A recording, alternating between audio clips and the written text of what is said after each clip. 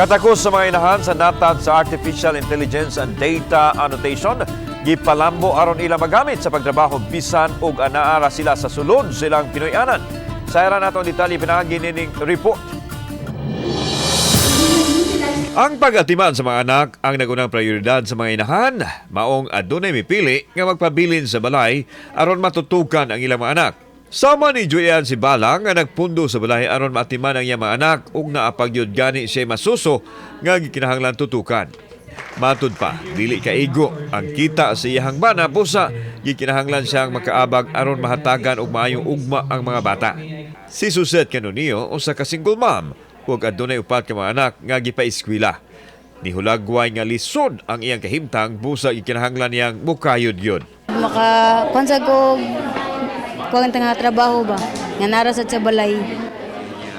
Unsa man kaya ra nga magtrabaho ka at home while na kay baby? Kaya ra. Ako ang anak ba nanay senior high, high school na duha. Ang sa amin yun ang usa. Silang Judy Ann ug Suzette kabahin sa 40 ka mga inahan nga gidakdang ipaubos sa programang gipahaom gyud alang kanila. Ang programang Elevating AIDA or Artificial Intelligence and Data Annotation nga gipasiugdahan sa pribadong sektor o grupo sa kababayenan.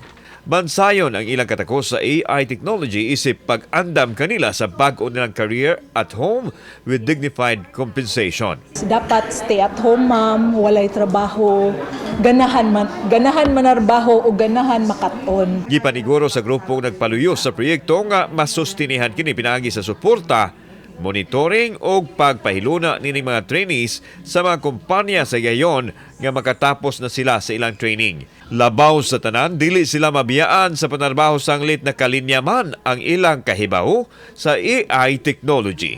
Sa larangan ng teknolohiya, from creating innovative products to spreading the concept of artificial intelligence, blockchain, and data science, women are becoming exponents of excellence and leader in this sector. And there are so many tools out there na pwede talaga natin gawin, no?